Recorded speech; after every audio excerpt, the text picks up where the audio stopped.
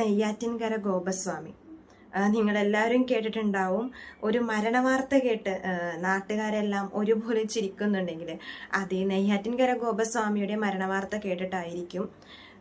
കാരണം അത്രയ്ക്ക് ഈ നൂറ്റാണ്ടിലും അത്രയ്ക്ക് അന്ധവിശ്വാസങ്ങളുടെ പേരിൽ ഒരാൾ സമാധിയായി എന്നൊക്കെ പറയുമ്പോൾ ഇപ്പോഴത്തെ കാലത്തുള്ള ആളുകൾക്ക് അതൊക്കെ വിശ്വസിക്കാൻ ഒരുപാട് ബുദ്ധിമുട്ടുണ്ട്. ആദ്യം തന്നെ ഈ നെയ്യാറ്റിൻകര ഗോപസ്വാമി ആരാണെന്ന് പറയാം.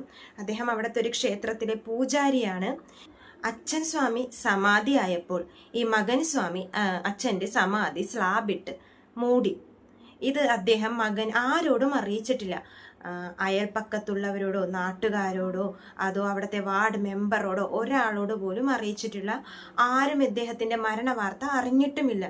പിറ്റേ ദിവസം പുലർച്ചെ ഇവരൊരു പോസ്റ്റർ ഒട്ടിച്ച് അച്ഛൻ സ്വാമി സമാധിയായെന്ന് പറഞ്ഞ് അറിയിച്ചപ്പോഴാണ് നാട്ടുകാരും എല്ലാവരും ഈ വിവരം അറിഞ്ഞത്.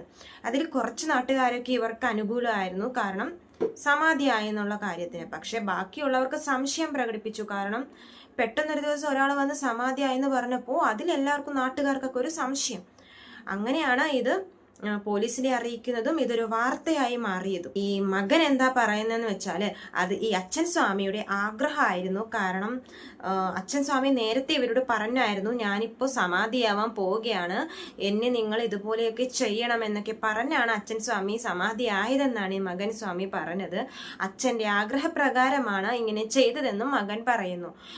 സമാധിയുടെ ആ ചടങ്ങുകളൊന്നും ഒരാളും കാണാൻ പാടില്ല, അതുകൊണ്ടാണ് ഈ വിവരം ആരെയും അറിയിക്കാത്തത് എന്നാണ് ഇദ്ദേഹം പറയുന്നത്. നേരത്തെ പറഞ്ഞില്ലേ അടുത്തുള്ള ഒരു ക്ഷേത്രത്തിലെ പൂജാരിയായിരുന്നെന്ന്. അപ്പോൾ ഈ സ്വാമി എന്താന്ന് വെച്ചാൽ അവിടുത്തെ പൂജയും കാര്യങ്ങളെല്ലാം കഴിഞ്ഞ് വീട്ടിൽ വന്ന് അദ്ദേഹത്തിന്റെ BP ടാബ്ലറ്റും എടുത്ത്, എന്തിനേയും സമാധിയാവാൻ പോകുന്ന ആളിങ്ങനെ BP ടാബ്ലറ്റ് ഒക്കെ കഴിക്കണം, അതിൽ തന്നെ ഒരു സംശയമില്ലേ? അതാണ് ഈ നാട്ടുകാർക്കൊക്കെ ഒരു സംശയമായിട്ട് വന്നത്. BP ടാബ്ലറ്റും എല്ലാം കഴിച്ച് അദ്ദേഹം ഒരു കല്ലറയുടെ ഒരു മോളിൽ പോയിരുന്നു, ഞാനിവിടെ സമാധിയാവാൻ പോവുകയാണ്, എന്നെ ഇവിടെ തന്നെ അടക്കം ചെയ്യണം എന്നൊക്കെ ഒരു മകനോട് പറയുമ്പോൾ അതിലൊരു ചെറിയ സംശയം. ഇതൊരു പോസ്റ്ററാക്കി ഒട്ടിച്ചപ്പോഴാണ് മീഡിയക്കാരും നാട്ടുകാരും എല്ലാവരും അറിയുന്നത് തന്നെ സംഭവം. ഇപ്പോൾ അത് വളരെ വൻ ചൂടുള്ള ചർച്ചയായി മാറിക്കൊണ്ടിരിക്കുകയാണ്. കാരണം ഇന്ന് അദ്ദേഹത്തിന്റെ കല്ലറ പൊളിക്കുകയാണ്. ഫോറൻസിക്കാരുടെയും പോലീസുകാരുടെയും എല്ലാവരുടെയും നേതൃത്വത്തിലാണ് ഇന്ന് ഈ കല്ലറ പൊളിക്കുന്നത്. ഇപ്പൊ അദ്ദേഹത്തിന്റെ കല്ലറ പൊളിച്ചു കഴിഞ്ഞപ്പോൾ ഈ വീട്ടുകാർ പറഞ്ഞ പോലെ തന്നെയാണ് അദ്ദേഹത്തിന്റെ മൃതദേഹം ഇരിക്കുന്നത്. അതായത് ഒരു ഇരിക്കുന്ന നിലയിൽ തന്നെയാണ് അദ്ദേഹം ഇരിക്കുന്നത്, സമാധി ആയതുപോലെ തന്നെ. അദ്ദേഹത്തിന്റെ നെഞ്ചിന്റെ അവിടെ വരെ പൂവും അതുപോലെ പൂജാ സാധനങ്ങളൊക്കെ കൊണ്ട് മൂടിയിട്ടുമുണ്ട്. അപ്പോൾ ഈ മകൻ പറഞ്ഞത് സത്യമാണോ? ഇനി അച്ഛൻ സ്വാമി ശരിക്കും സമാധിയായതാണോ?